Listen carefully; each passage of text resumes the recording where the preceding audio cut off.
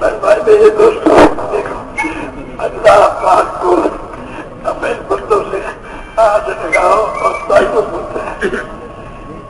اللہ پاک کو اپنے بندوں سے اور تعلق ہوتا ہے اور وہ اس کے لیے نبیوں کو بھیجتے ہیں اور میرے دوستوں نبیوں کا نام کے محنت کرتے ہیں. میرے دوستوں اب یہ ہے نظام سارے عالم کے انسانوں پر ماں باپ سے شفیق مل کے خیر خامن ہمدرد مل کے محنت کریے لوگوں اللہ کہو تم کامیاب ہو جائیں گے اور تم کی کیسے کامیابی ملے گی. محمد رسول اللہ صلی اللہ علیہ وسلم کے طریقے سے ہم اللہ کے حکم پورا کریں گے. اللہ نے حضور صلی اللہ علیہ وسلم کو سارے عالم کے انسانوں کے لیے نبی بنا کے بھیجا اور رسول بنا کے بھیجا اور رحمت بنا کے بھیجا. اے دوستوں یہ حکومت بھی جو ہے سارے عرب کے انسانوں کی دین سے خیر خائی چاہیں گی. آج دن سے اب معافی کہتا پاک یاد ہمیں حضور صلی اللہ علیہ وسلم کا حکومت کی طرف جن کی گزاری معاف کروا دیں ہمیں معاف کروا دیں اور اب ظلم معاف فرما کر بے نظر کر دیں گے نقصان سے بچا دیں سارے عالم کے انسانوں کو تو ہدایت نصیب فرما دیں. کیوں میرے دوستوں کلمہ پڑھتے ہی ہمارے اللہ کی حفاظت میں آ گئی. کلمہ پڑھتے ہی اسی قوم کے گرانے ملک نہیں رہے. اب ہر مسلمان سے کلمہ پڑھا اس کے اوپر طرف سے محنت آ پڑی ہر مسلمان پر آ پڑی. کام کیا ہے یہ اللہ کے ہر خیر سے نہیں ہوتا. تمام میرے بشرا یہ مشترکہ آواز ہے مشترکہ آواز ہے. اللہ کے بادشاہ سے نہیں ہوتا.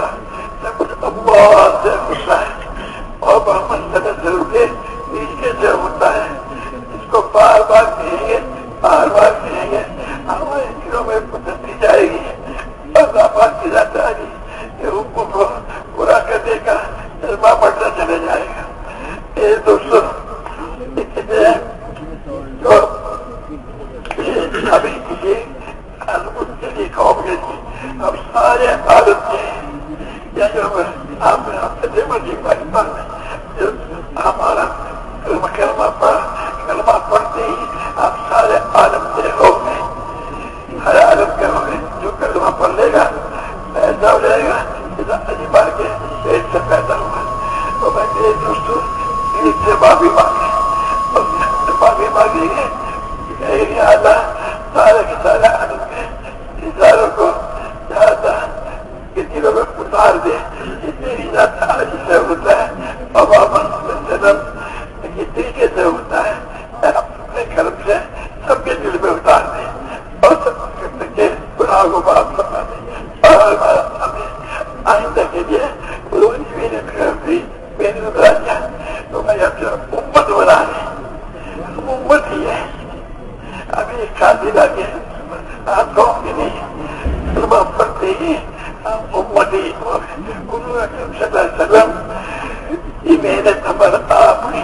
تو بھائی میرے دوستوں یہ ہمارے فرماتے ہیں کہ نبی کو جو بھیجا جاتا ہے اس کی جو امت ہے اس وقت میں بھی یہی مقصد ہے. ہمارے صلی اللہ علیہ وسلم کو اللہ نے سارے عالم کے طرح کے لیے بھیجا. ہمارے امت کے بچے کو بھی سارے عالم کے لیے اللہ بھیجا. جو ہم ابھی مانگیں گے تو اللہ میرے دوستوں ہمیں تنگی سے ہر چیز آرام سے نکالے گا. نیچے دے گا یا موبائل بھی ہوگا اور سب کچھ نکالے گا. ہم کہے گا ہمیں اب یہ سارے کلمہ پڑھ کر تو تک کے عذاب سمجھ جائے کبھی عذاب سمجھ جائے. یہ جو پیش کرتے رہیں گے وہ مانگتے رہیں گے کرتے رہیں گے وہ مانگ اس سارے عالم کے سارے میں شفیق بنے گی مہربان بنے گی. جو لوگ ایمانی رہے سب کھائیں گے. اگر ہم نے اپنے آپ کو امتی نہ سمجھا میرے دوستوں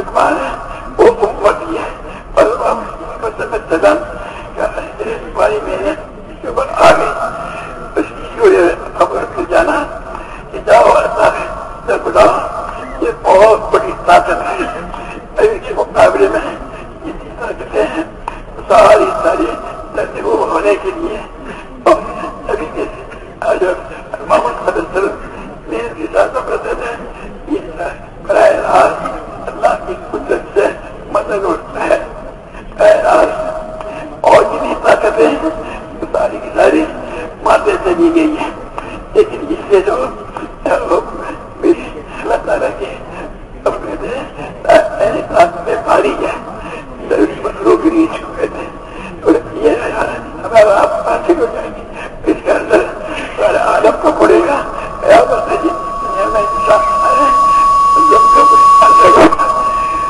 یہ بھی ہے یا اللہ اس سے بھی جہاں بھی وہ مکمل ہو گیا جس کی وجہ سے ہمیں صلی اللہ علیہ وسلم کی محنت سے محبوب کر دیا وہ گناہ معاف کرتے ہیں وہ گناہ معاف کرتے ہیں اور ہمیں روز محنت کے لیے قبول فرماتے ہیں اور سارے عالم کے انسانوں کو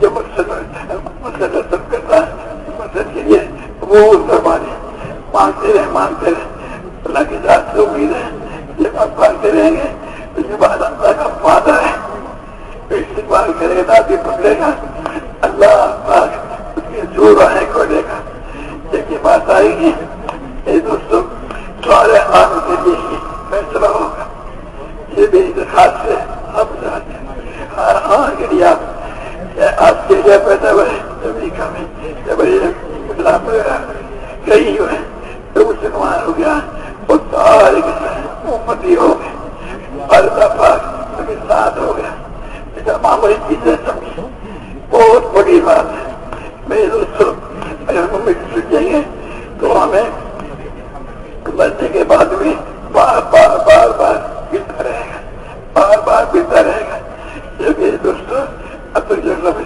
ہمارا آپ سارے ساری دنیا میں پھیل جائیں اب یہ کہیں کہ اب اوپر نہیں ہمیں تمہیں سارے عالم سے انسانوں کے لیے بھیجا اور قیامت تک کے زمانوں کے لیے بھیجا تو اس لیے بھائی ہم سے کوتاہی معاف فرما جو ہی معافی مانگے اللہ معاف کروانے والا ہمارا حسان سارے عالم کے اوپر احمد گرانے والے کا ذریعہ ہے ہدایت کا ذریعہ ہے میرے دوستوں ابھی جگہ ڈاکوں کو وہ برس کہ اللہ آپ سے بچنے کا ذریعہ ہے یہ ہر آگے یہ کے حوالے سامنے رہے قیادت کے خلاف جو میں سوچا جو معاف کر پاتے بھائی اب ابھی مانگیں گے نا ابھی مانگیں گے آج سے ہم گائد والے نہیں ہیں ہندوستان والے بروبر دکھا ہم نے کلمہ پڑھا ہم حضور سے نہ چل کے امتی ہو گئے سارے عالم کے لیے ہو گئے اسی لیے اللہ پاک نے ہمیں حضور سب امت بنایا کے ساتھ کوئی بدل اس امت کے ساتھ ہو گئی اور ہم اپنے آپ کو امتی سمجھے اور سارے عالم میں محنت کریں اور مرشد بان کو محنت کریں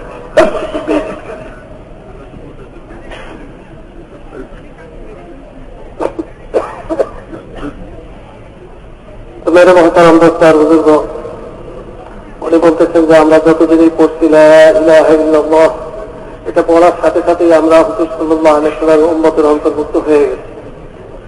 হুজুর সাল্লাল্লাহু আলাইহি ওয়াসাল্লাম যত জিম্মাদারি উম্মতের উপরে দিয়ে গেছিলেন এই সকল জিম্মাদারি আমাদের উপরে এসে গেছে, এটা বলতে কোনো সন্দেহ নাই। হ্যাঁ, এর মধ্যেও কোনো সন্দেহ নেই যে আমাদের অতীত অনেক ভুল হয়ে গেছে।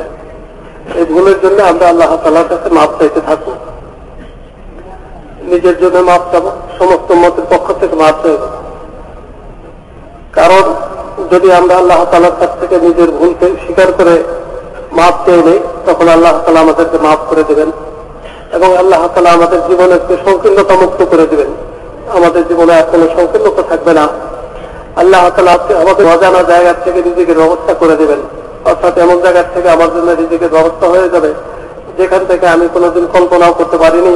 ওই জায়গা থেকে আল্লাহ তাআলা আমাদেরকে রিজিকের ব্যবস্থা করে দেবেন।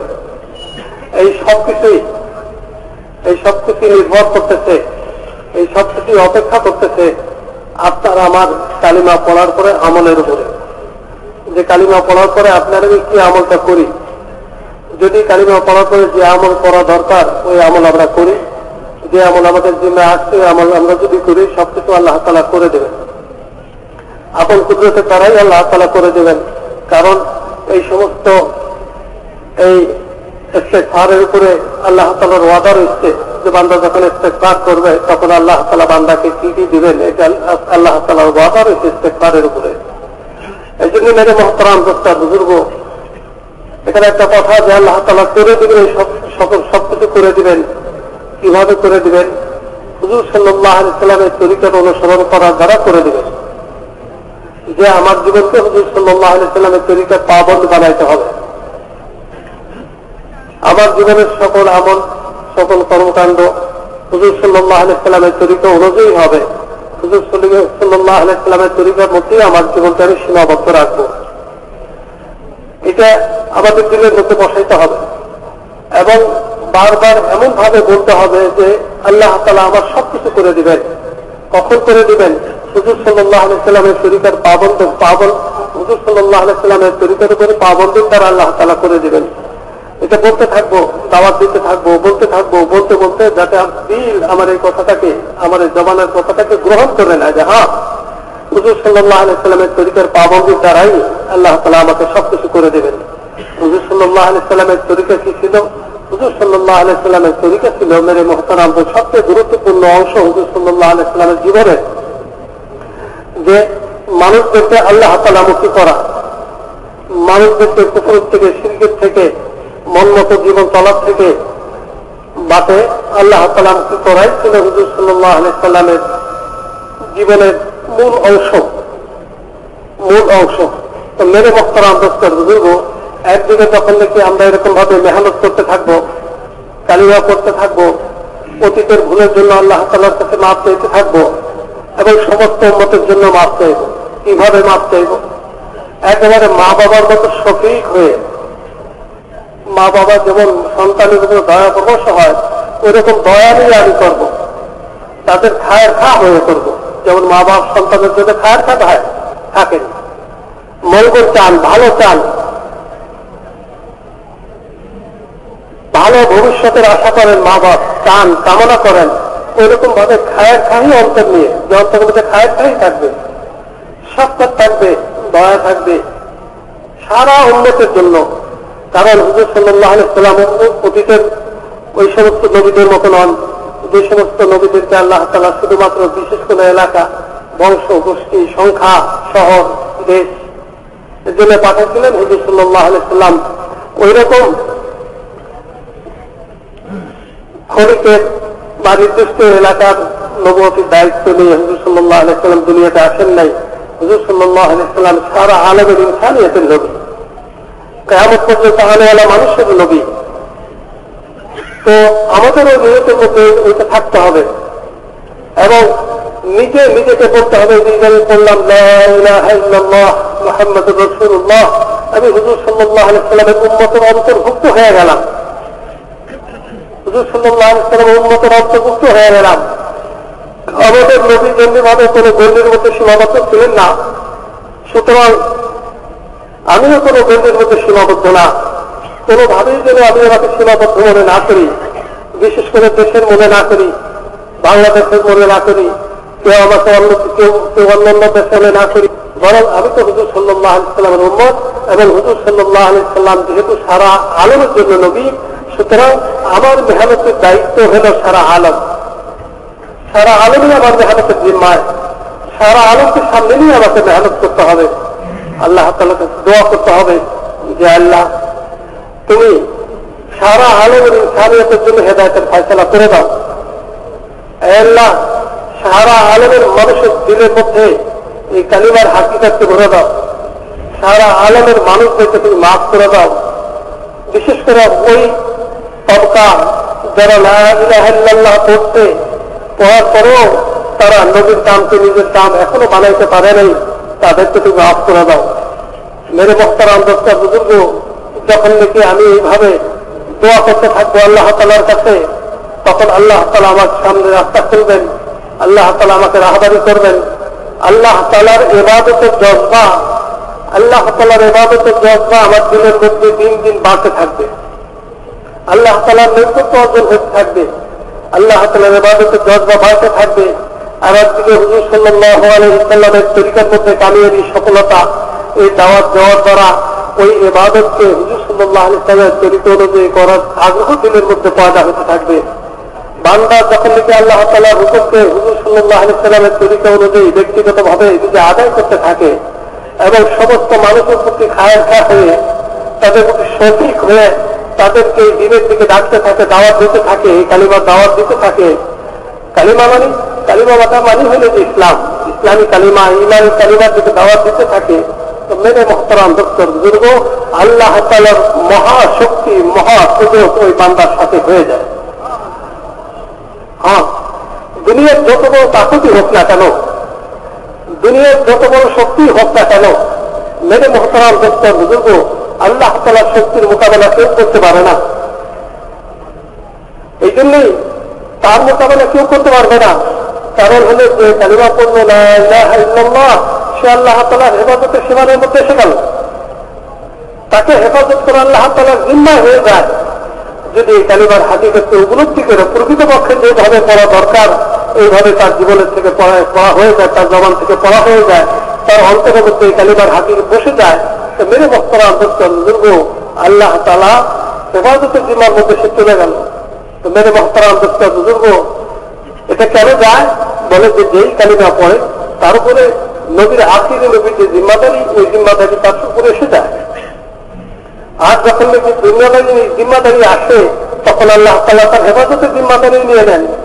নবীদের পুরো জিম্মাদারি দিচ্ছেন আল্লাহ তাআলা, তাদের হেফাজতের জিম্মাদারিও নিচ্ছেন, তাদেরকে নুসরত করার জিম্মাদারিও নিচ্ছেন, তাকে মদত করার জিম্মাদারিও নিচ্ছেন। তো মেরে মোহতারাম দোস্ত বুজুর্গ, আমরা যখন এই কালিমা পড়ব, তখন আমার উপরে আখিরি নবীর কাম যেটা, ওই জিম্মাদারি আসলো, জিম্মাদারি আসলো কারণে আমার হেফাজতের জিম্মাদারিও আল্লাহ তাআলার উপরে হয়ে গেল।